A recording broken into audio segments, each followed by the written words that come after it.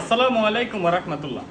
আমার এই গরুটা চোটের উপরে দেখেন, মানে গোটা গোটা হইয়া পশম উইটা যাইতেছে। এটা আমার অনেক ভাই আমারে জানাইছে যে এটা কি সমস্যা, তো এখন আমি এটার চিকিৎসা দিব। হ্যাঁ, এটা আমি আইভার মিটিং করছি, এটা ভালো হয় না, এখন ভার্মিক দিতেছে। এই দেখেন ভার্মিক, এই সমস্যার জন্য ভার্মিকটা অনেক ভালো কাজ করে, মানে ভার্মিকের মতো আর কোনো ওষুধ কাজ করে না।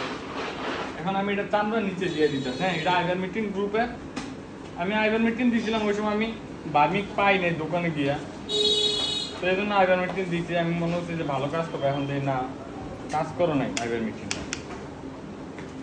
তো এখন এটা চামড়ার নিচে দিতেছে, এটা যাতে মাংস না যায়। হ্যাঁ, চামড়াটা এমনি